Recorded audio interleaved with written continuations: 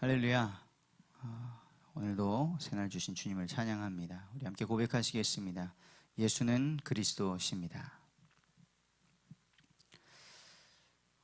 또 고백하겠습니다. 오늘도 새날 주신 주님을 찬양합니다. 아멘. 이번 주 우리에게 청년주를 맞이해서 청춘 성경에서 길을 묻다 말씀을 주셨습니다. 일주일이 벌써 순식간에 지나갔고요. 5월도 끝나갑니다. 하루하루 살아가시면서 오늘도 성경에서 모든 길을 물으시고 하나님께서 인도하시는 복된 삶을 살게 되시기를 간절히 기도합니다. 오늘 나눌 말씀의 제목은 힘 있을 때 창조주를 기억하라 입니다. 힘 있을 때 창조주를 기억하라. 청년의 때는 이 전도서 12장 1절에 청년의 때는 힘이 있을 때죠. 젊을 때인데요. 우리가 청년이라는 단어를 오늘은 그 힘이 있을 때라는 의미로 한번 보면서 그 힘이 있을 때 하나님께서 우리에게 무엇을 원하시는가? 인생이 항상 힘이 있지 않죠. 무엇을 원하시는가 보기를 원합니다. 세상에서는 젊음이 있을 때, 혈기왕성할 때, 힘 있을 때 즐겨라, 누려라 말합니다. 맞습니다. 우리가 한 살이라도 더 젊을 때 놀러 다닐 수도 있고요. 맛있는 것도 먹을 수 있습니다. 그러나 그런 중요한 때에 이 시기는 지나가면 다시 오지 않는데 그렇기 때문에 하나님께서는 우리에게 힘이 있을 때, 청년의 때에 창조주를 기억하라 이렇게 말씀하고 계십니다. 이 힘이 있을 때 우리는 무엇을 해야 될까요? 첫째로 우리는 기억해야 됩니다. 무엇을 기억하라 하셨냐? 성경에서는 창조주를 기억하라 말씀하셨습니다. 우리는 뭔가 힘이 있고 뭔가 잘 되어지면 하나님을 잊어버리는 습성이 있습니다.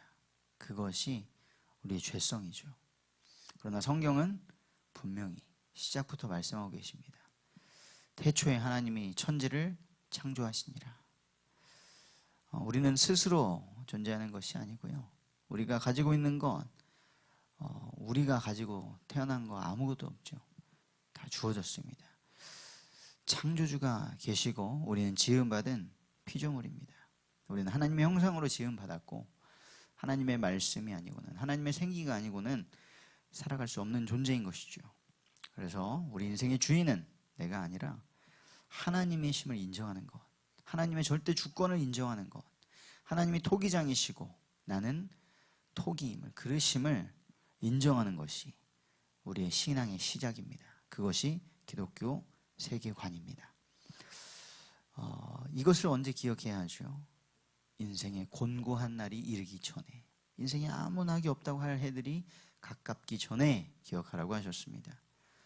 인생에는 곤고한 날이 옵니다. 우리의 힘이 다하고 피곤하다, 도저히 뭔가 할 수 없다, 이제 나는 끝났다, 인생에 즐거움이 없구나 라고 할 때가 온다는 것입니다. 그래서 그 날이 이르기 전에 오늘 우리 인생에서 가장 젊은 힘이 있는 이 시간, 창조주 하나님을 기억하기를 원합니다. 왜 기억해야 합니까? 전도서 12장 7절에 보면 이렇게 말씀합니다. 흙은 여전히 땅으로 돌아가고 영은 그것을 주신 하나님께 돌아가기 전에. 그렇습니다. 우리는 흙으로 만들어졌고요. 너희는 흙이니 흙으로 돌아갈지니라 말씀하셨습니다. 그리고 우리의 영은 그것을 주신 하나님 앞에 서게 되는 것이죠. 심판의 때가 오는 것이죠. 그렇기 때문에 이 청년의 때, 힘이 있을 때, 젊을 때에, 하루라도 더 젊을 때에 하나님을 찾고 하나님을 예배하고 하나님의 말씀을 따라야 될 줄 믿습니다. 그리고 힘이 있을 때 우리는 무엇을 해야 됩니까? 우리의 목자이신 하나님의 말씀을 들어야 합니다. 전도서 12장 11절에 말씀하십니다. 지혜자들의 말씀들은 찌르는 채찍 같고 회중의 스승들의 말씀들은 잘 박힌 못 같으니 다 한 목자가 주신 바이니라.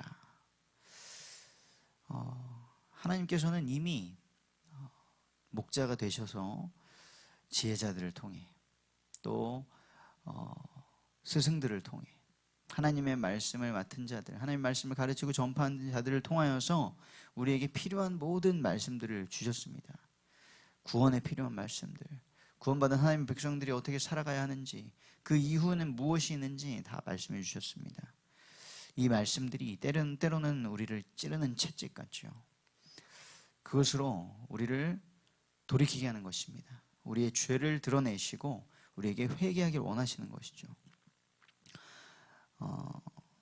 잠언서 23장에는 이렇게까지 말씀하시죠.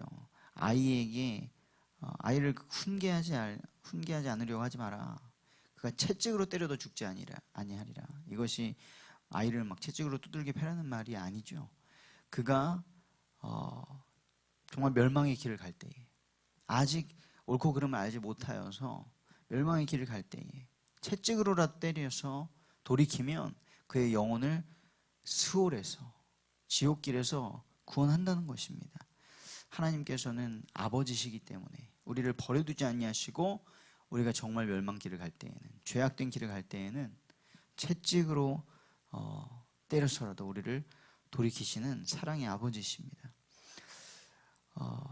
그리고 목자 되신 하나님 아버지의 말씀은 우리의 마음에 잘 박힌 못같이 되어야 합니다.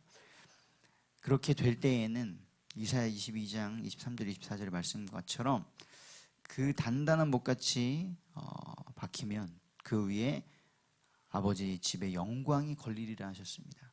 하나님의 말씀이 우리의 마음에 잘 새겨지면요, 잘 박힌 못과 같이 우리의 마음에 박히게 되면 그 위에 하나님의 영광이 걸리게 될 줄 믿습니다.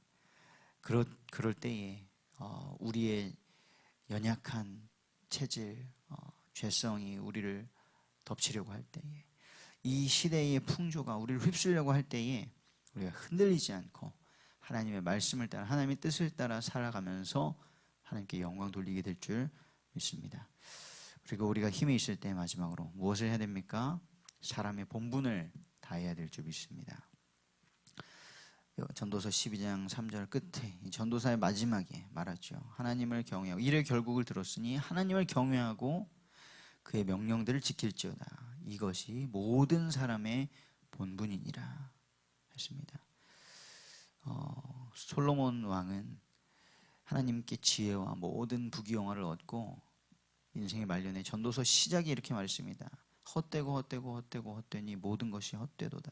그것을 12장에 다시 한번 말씀하십니다. 그리고 일의 결국은, 우리의 사람의 본분은 하나님을 경외하는 것이다 하는 것이죠. 모든 사람의 본분은 하나님을 경외하는 것입니다. 하나님을 예배하는 것입니다. 그분이 창조주시고 그분은 공의로, 그분은 자비로 우리에게 역사하시기 때문입니다. 우리는 세상의 다른 것, 사람, 육신적인 것, 썩어 없어질 것이 아니라 우리의 영혼까지도 멸하실 수 있는 창조주 하나님을 두려워해야 될 줄 믿습니다. 그리고 우리를 구원하신 그 하나님께 감사하며 하나님의 행하신 놀라운 일들을 높여야 되는 것입니다. 그리고 그의 명령을 지키는 것이 사람의 본분이라고 하셨습니다. 이것이 우리의 삶인 것이죠. 예배와 삶은, 우리의 신앙과 삶은 결코 분리되어서는 안 되고요, 분리될 수 없습니다. 단순히 교회당에 나오는 것, 그 예배 시간을 갖는 것이 아니라 하나님의 말씀에 순종하며 살아가는 신앙, 그것이 살아있는 믿음이고 주님이 원하시는 것인 줄 믿습니다. 결론입니다.